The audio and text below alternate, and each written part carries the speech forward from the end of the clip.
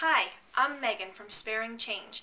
Thank you for joining us. Today I'm going to show you how to make homemade cinnamon rolls. Please come and join me.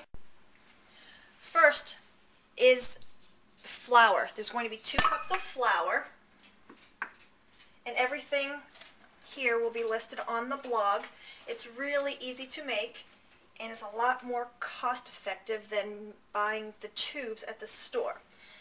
The next item is 1/2 cup of melted butter. Pour that in. The next is 3 teaspoons of baking powder. I kind of wing it when I cook. Nothing is ever exact. Sometimes it's a little more of something, sometimes it's a little less.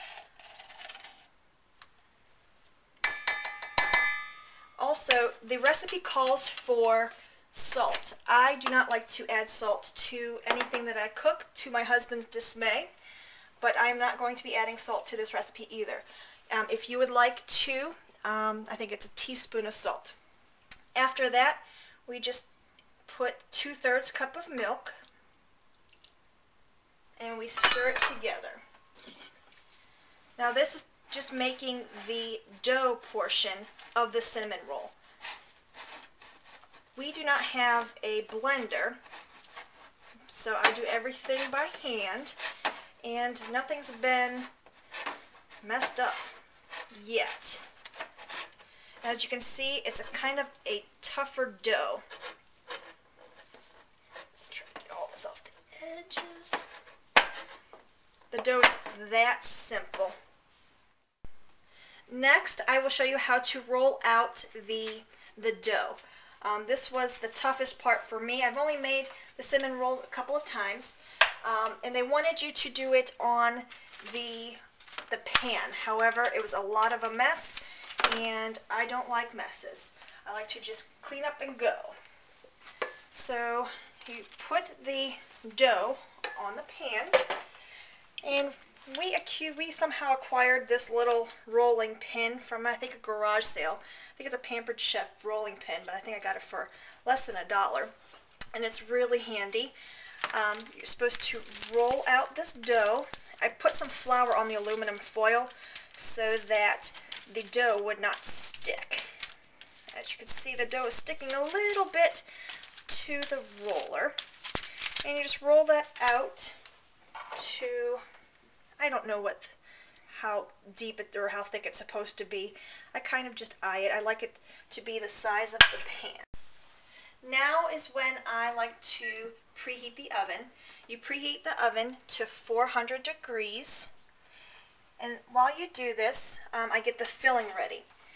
The next thing you do, I like to warm up. It's 3 tablespoons of butter, and you just put it down the middle, and then you put 1/4 cup of white sugar and 1/4 cup of brown sugar, tightly packed, and you mix it up. I used the same bowl that I did for the dough because I am lazy and I don't like to dirty any more dishes than I have to, because that means hubby has to put it in the dishwasher and I have to eventually unload it. So if I could get away with only dirtying 1 dish and 1 spoon, I'm all for it. I'm all for quick and simple meals.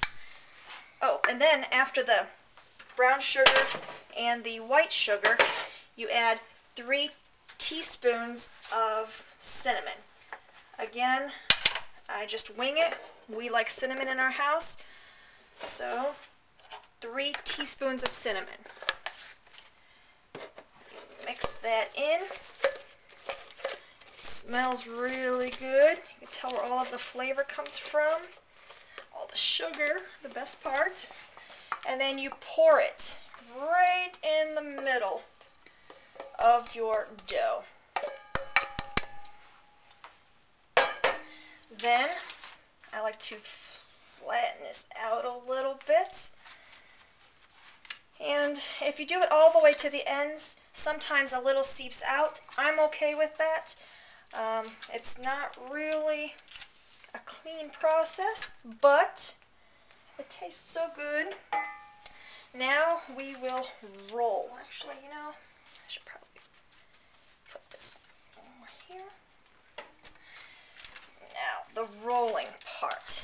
This, again, I do not have it down to a science. I've only made this, I would say 3 or 4 times.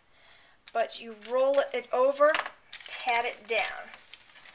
You roll it over again, pat it down.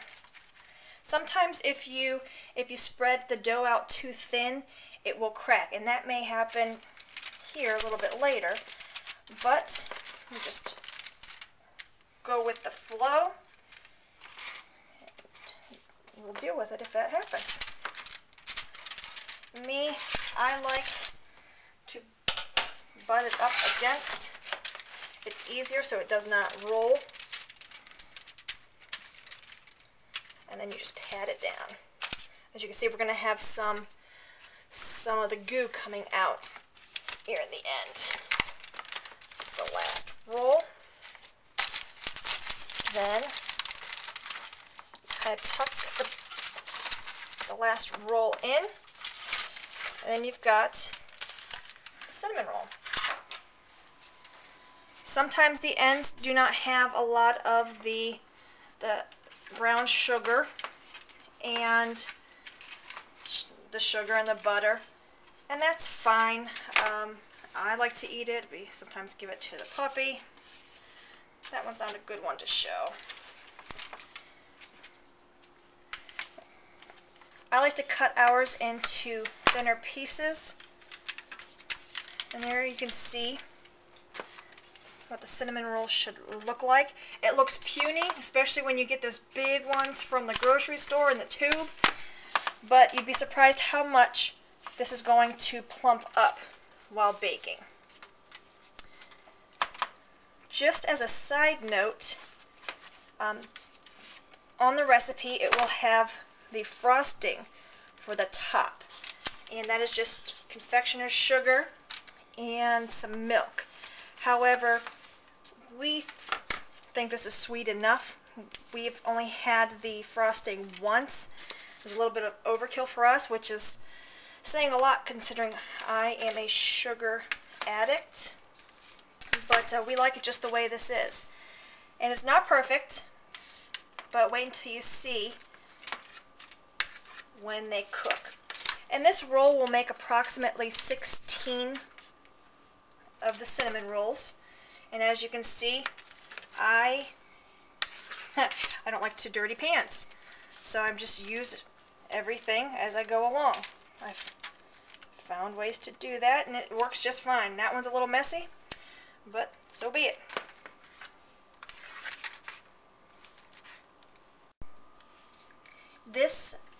These are the cinnamon rolls all cut up. There are 16 of them here. Now the oven is at 400 degrees. Again, the cinnamon rolls are not all perfect. There's one that's kind of a dud, but I like the dough just the same. They're really good just to eat plain.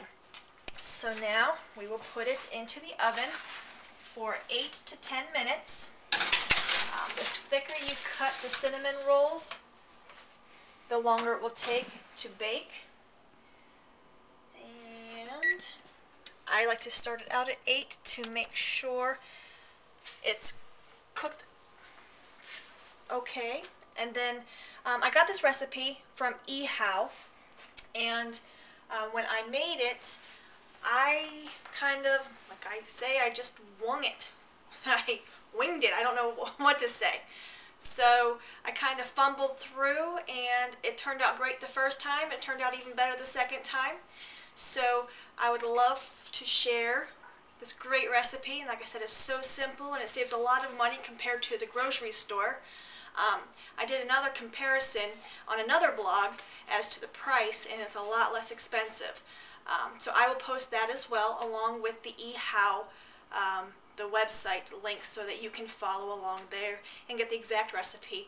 Like I said, I just kind of throw everything in and it all turns out okay.